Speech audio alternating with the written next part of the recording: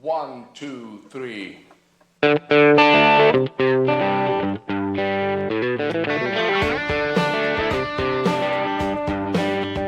yeah! Welcome! Yeah!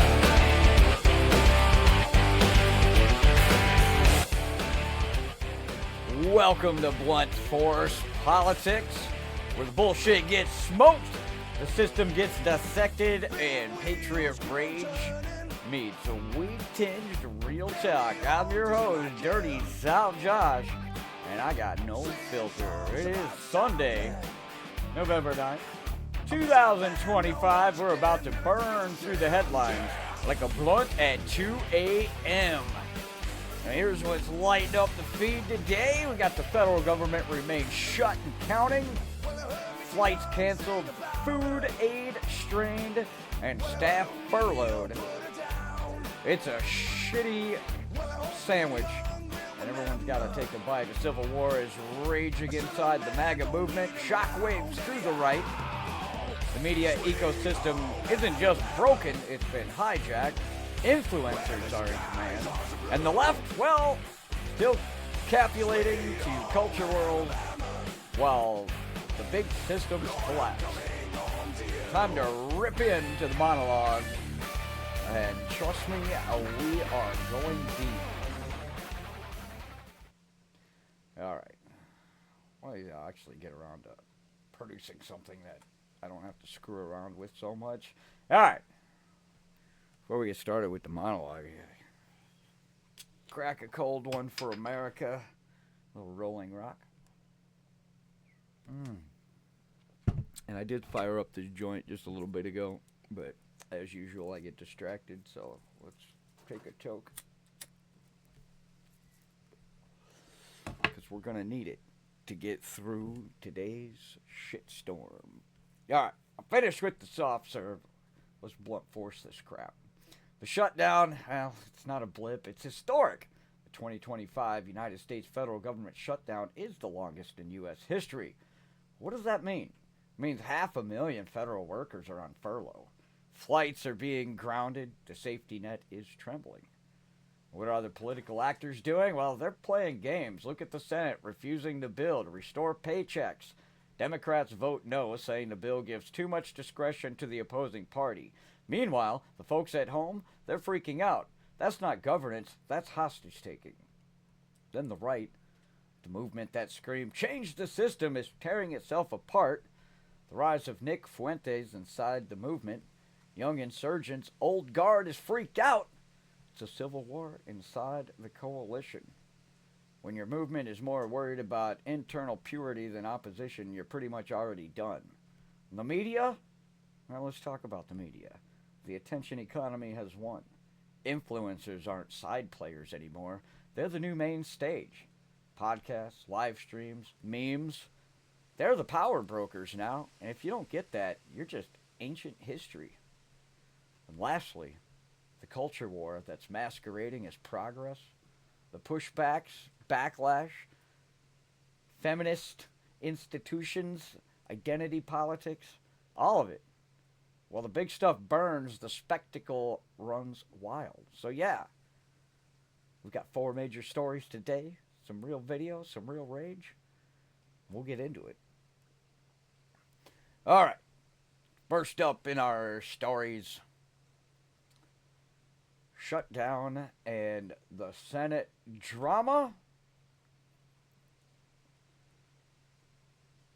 So we'll play the clip first here. All right, now heading to Capitol Hill, where both chambers of Congress are silent. The Senate has adjourned for the weekend, extending the government shutdown until at least Monday. That will mark the 34th day, making it the longest funding lapse in U.S. history. All this as federal food stamps and money that is used for them will expire tomorrow, leaving 42 million Americans without access to it. Lawmakers are still trading blame. These people are stone cold extremist liars, starting from the very top.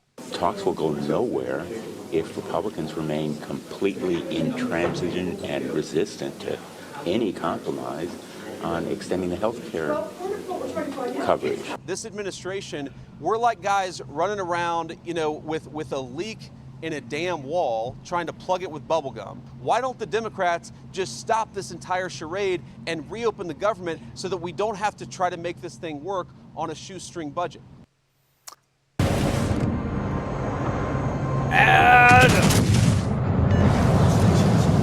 Let's bring in CBS News congressional correspondent Caitlin Huey-Burns. So, Caitlin, as you know, lawmakers could not agree on funding for those SNAP programs, but there are some big elections next week. Could that be the catalyst? All right, I'll tell you what the catalyst is like that. You got to love that. I like getting news clips from other than conservative sources just because you got to hear the opposing point of view. You guys already know what I'm going to say. But CBS News here, they love to make it look like it's the Republicans' fault. And they've already have Democrats in there talking about health care. None of that's supposed to be part of a clean continuing resolution bill. They're trying to make changes that are supposed to be done later time, later date, different vote. This is just supposed to be about, hey, let's keep the frickin' government open and paychecks and things going as they were already. They're just pissy because they want all this money for a bunch of crap that's going to expire. We're talking about the longest shutdown in U.S. history. Real people are affected, real consequences. And the Senate refused to pass a bill to restore pay for federal workers. What the fuck is going on here? Flights are being grounded because oversight agencies don't have staffing. Food aid programs are under threat. The debate is process-driven while people are paused. Well, the GOP, if you spend more time ticking boxes than fixing shit, you're not a governing body. You're a reality show. Democrats offering compromise when people are starving and stuck midair, that's not strategy, that's damage control. Why it matters? Because if this standoff persists, governance itself becomes irrelevant. And if you treat the lives of working people like collateral, consider yourself called out. Take a big old fat bong rip to that. That's what I gotta say. Story number 2 here, talking about this inner turmoil going on right now with what they're saying is a civil war inside the party. Let's take a look at this. Because it's actually been going on for a bit, but it really heated up with this one interview. Because we had former Fox host and now podcaster Tucker Carlson bringing on the leader of the white nationalist Groyper movement, Nick Fuentes. Now, with that, Carlson himself has been called a white nationalist by critics for a long list of past comments he's made, especially his promotion of the so-called Great Replacement conspiracy theory, which suggests that there's a scheme to gradually replace white people with non-white immigrants. Even for Carlson, for many, Fuentes was seen as a uniquely far-right guest, especially when it came to anti-Semitism. And while you have people sharing moments from Carlson like this, what I do think is bad, just objectively bad and destructive, is the all Jews are guilty or all anybody is guilty of anything, because that's just not true. You also had people sharing clip after clip of this nearly 2.5-hour interview where Carlson seems friendly and sympathetic. I agree with you on some of the things you're pivoting against for sure. I'm an American nationalist. Me too. Worrying about who lives in your country is far right. Apparently, there's a lot of these neocon Jewish types behind the Iraq war. There's the foreign aid complex, which is really unique. It was the Zionist Jews like Dave Rubin, like Ben Shapiro, like Dennis Prager. Fox is not a Jewish business, though. Well, Rupert Murdoch is an ally of Netanyahu. I'm not that interested in the Jews, but I'm very interested in the foreign policy question. We do, on some level, need to be pro-white, not to the exclusion of everybody else, but recognizing that white people have a special heritage here. You say identity politics like it's a bad thing. I think identity is... I had to take a fat one for that fucking gas bag. You windbag piece of garbage. It's neo-Nazi. There is no civil war inside the group. This guy just got a little airtime with Tucker, and I lose respect for Tucker for that. I really do. He gave the guy they gave the guy time to even get out there at all. It doesn't matter if it's good or bad what you tried to make of it. The guy got publicity now, and gee, thanks for that. I mean, that's what they're calling the right wing takeover. The old guard is pissed. The current guard's pissed too. But this is not a representation of the GOP's movement at all. This is another dickbag that got some airtime, and it didn't trigger anything. To the MAGA influencers out there, you say you're against the establishment, yet you're guest stars on the same platforms you hate. Got a little bit of an identity crisis much? And to you old guard conservatives that can't think outside the box at all, you built the rig, and now you're shocked it's being taken over? Well, newsflash, you left the freaking door open. Why does it matter?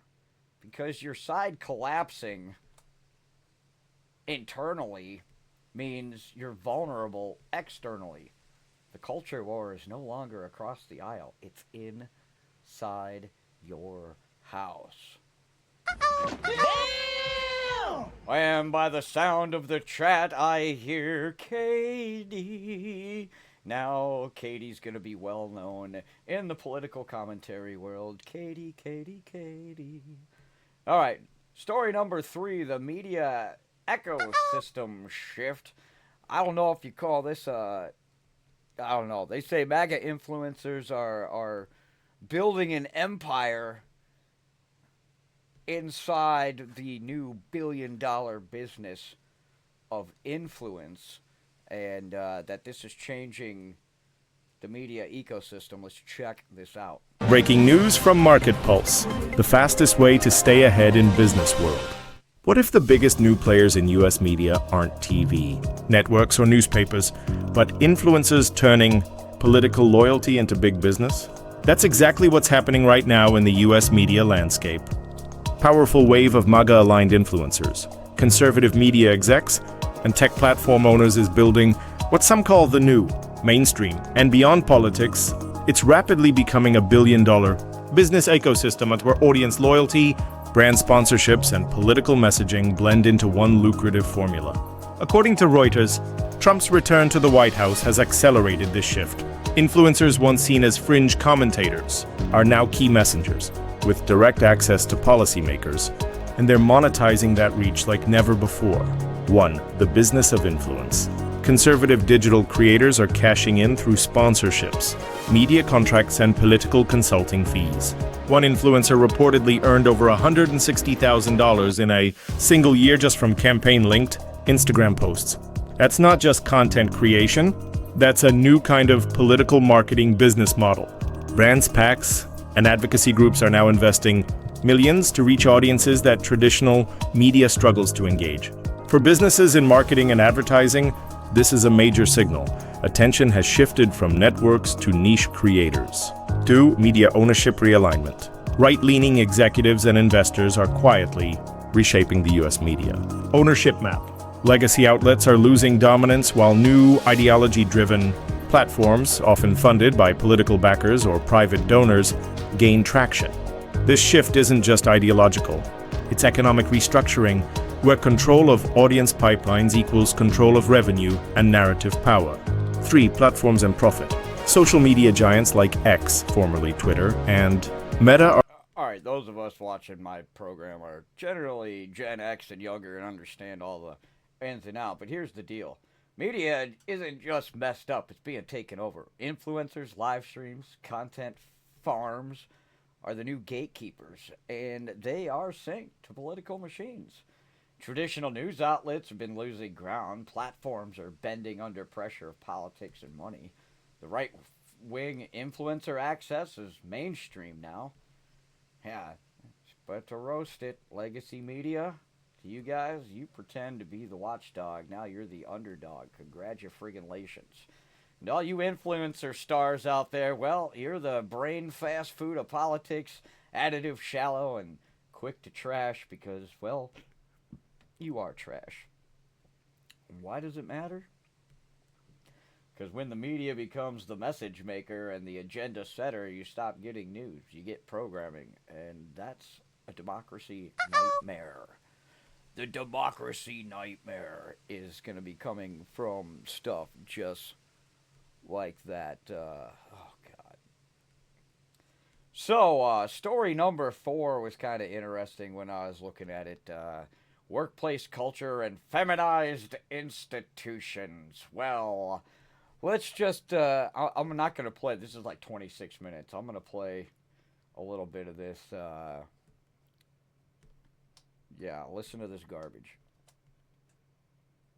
Truth matters more than comfort. What happens when masculine culture goes toxic or when masculine culture goes too far? What happens when feminine culture goes toxic? What happens when you prioritize the feminine over the masculine? Are women really thriving because they're outperforming men? Or is it that the rules have changed for them? What's the truth?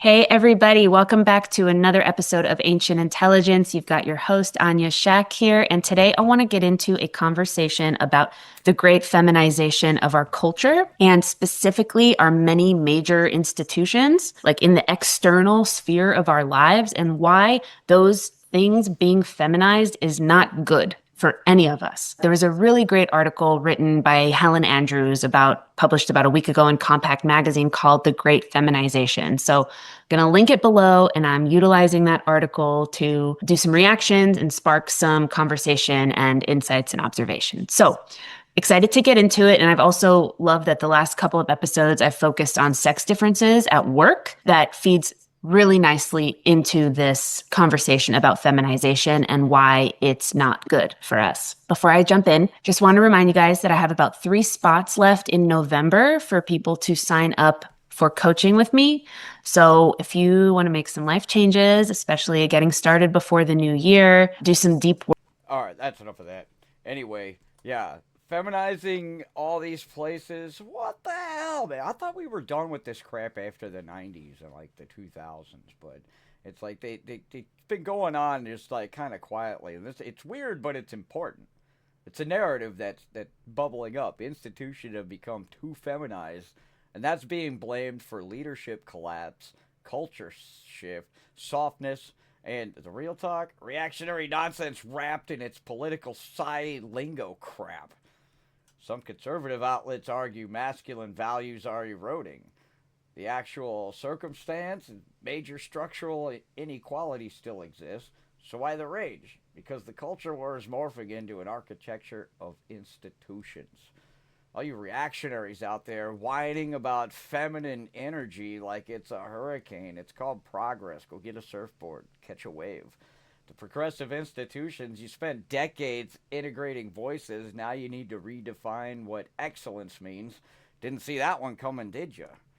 Why the hell should it matter? Well, because when workplaces, institutions, leadership models are under fire, we're not just talking policy, we're talking identity.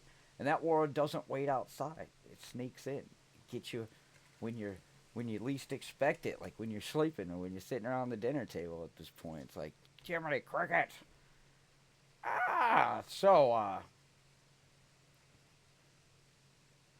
The rapid fire section, we've got some Democrat meltdowns that have happened out here. Democrats reject paycheck restoration, and they're getting pretty pissy about it. I didn't actually have a clip of that one. That one actually came from ABC, and they had deleted it, so I might have to question the validity of it in the first place. But rapid fire, too, we got this lovely bit. Tonight, government-inflicted travel chaos mounting coast to coast. So just like everybody else in America, my flight got canceled for tomorrow. Air traffic control staffing shortages today, triggering major delays in Houston, Phoenix, and at Reagan National Airport in Washington, where delays averaged 4 hours. That's on top of the hundreds of flights already canceled after the FAA began reducing airspace because of the government shutdown. 4% of flights cut today. American Airlines says it's canceling 220 flights per day through Monday. United canceling more than 300 flights this weekend alone. Transportation Secretary Sean Duffy says cuts will ramp up to 10% next week, warning if the shutdown drags on. If this continues and I have more controllers who decide they can't come to work, we might go to 15% or 20%. The FAA saying the cancellations are needed to ease the burden on air traffic controllers who are working without pay.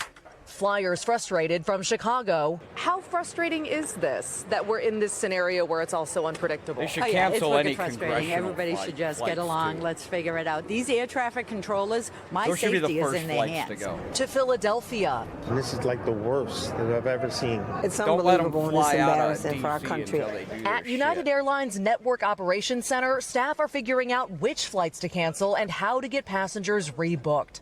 I would compare the 188 cancellations that we're currently doing like a mid-sized winter storm. Mid-sized winter storm. Mid-sized winter storm. The closer we get to the holidays, obviously the available seats will be less. So I think that that's a little bit more impactful. Maggie joins us tonight from O'Hare. Maggie, a lot of viewers out there are going to be wondering, how are the airlines choosing which flights to cancel? Anyway. Yeah, so Tom, we're seeing airlines cancel routes that basically go back and forth several times a day. American Airlines, for example, normally has 10 flights between Miami and Tampa, and today they canceled 2, and they just had 8. And all the airlines, for what it's worth, say they're giving passengers multiple days' notice, and they're waiving rebooking fees. We thank you for watching. Yeah, we thank you. We thank you for listening to us harp on and on and on, but they're going to blame the Republicans overall, and the Democrats are clapping for progress while people can't even freaking land a plane. There's your victory lap right there. You know, that's a good example of what's going on. There's no way, shape, or form you can blame any Republican for this shutdown currently. It's just not possible. They can't, prove it. Fucking prove it. I want to see it. And they're not going to show it. Where were we at? They're saying back again, you know, here's another meltdown referring to feminism and all that. This is a decent one. Men are dropping out. Men are dropping out. The great feminization of the workplace. In this video, we're going to talk about a viral article that's got millions and millions of views, right? It's been all over Twitter. It's getting hundreds of thousands of views on YouTube too. You can see it has 6.6 million views here, and it actually went so viral that X or Twitter has this viral summary of it because so many people are reacting to it. You've probably seen it, this term, the great feminization, right? It's come up quite often, right, about women in the workplace and how it's driving men out the workplace, and it's an extremely popular article. I've seen it many times, right, coming up in the last few weeks. So let's go through it in a bit of detail. Now, what it is saying here is in Compact magazine, this essay was published in October 15th, and it argues that, and it's actually written by a woman who's anti-feminist, I guess you can call her. She says that women are dominating fields like law, journalism, and medicine. And what's happening is this is driven by anti-discrimination law. All right. I don't even know why these are becoming a story right now. I really don't. I mean, I spend a lot of time in the hospital, which would typically be largely a feminine workplace, correct? Oddly enough, I typically have way more male nurses, and I've been in a lot of hospitals all over this country, north, south, east, and west. And it's typically been that way. Pretty equal distribution on the male to female for the nurse ratio. When I'm spending time in just a hospital, I'd hate to say this sounds like another bullshit freaking story that is out there to get some attention. They forgot. The people are just getting all bent out of shape over stupid stuff. And, let's see, where am I at? I lost my spot. All right. Now, here's another one about the right-wing media ecosystem explained. Check this out. This is with Justin Ling. I think a really important thing to underline. And then kind of thirdly, we need to figure out a better delineation between entertainment and information. There's nothing wrong with pop science. There's nothing wrong with kind of pop politics. But the constant mixing of entertainment and serious content has not helped us. And this is not even necessarily the problem of consumers. In many cases, I know from experience, it's the problem of producers, people in my business. And it is something we have to untangle. Yeah, they gotta really untangle that shit because like everybody is doing that. Like most people don't get their information anymore from watching CNN, Fox, whatever you be it on the regular television. A lot of them are relying on video clips that are in a reel, something that goes viral and shared on X or Facebook, Instagram. That's where the majority of people, like I hate to say it, you know, I know a lot of people still watch conventional news, but I mean it's bullshit. Even Fox, it's bullshit. You sit and watch 16 hours of Fox straight through in a single day, you'll catch the patterns of some of the bullshit, some of the spin, but I mean it's at least better, more reliable than the other stuff that I've seen out there. And I do have a couple little bonuses here. This is from MSNBC. This is funny. We are tracking this Democratic sweep, which began pretty early on Tuesday night, but it's been sinking in now quickly. The Democrat blue Democrats wave. winning double-digit blowouts that cannot be spun away here on planet Earth in reality. And while... Okay, you want to know the reality? Okay, so Democrats won in a Democrat district where Democrats always win. And that is a blue tsunami coming to take us all out. You know, like, holy crap, you guys are geniuses. And it's like, wow, that's just awesome. Awesome, awesome, awesome sauce. And another little bonus clip from Laura Ingraham. Mamdani's style played pretty well in the boroughs of New York City. But does that play in rural Texas or in the Dallas or Houston area if that party takes that advice? No, it doesn't. We all know that there are plenty of areas around the country where that simply isn't going to work. But what is happening, Laura, and very quickly, is that as we have the rise of this new generation of ultra-left leaders, they are shoving the Schumers and the Clintons and others from the past aside. And this party is now becoming much more entrenched in enforcing ultra-liberal positions. Look at this shutdown. This shutdown's not going to end tonight. We already know that.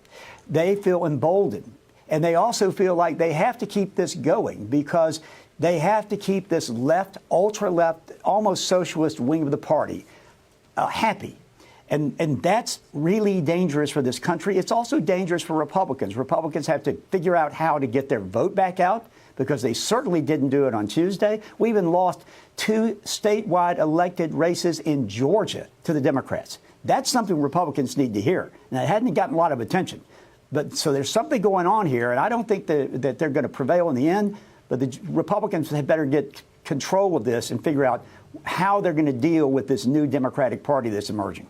Mamdani's style. Yeah, the new Democratic Party that's emerging into nowhere. That's just the way it's going to go. Oh, that sound.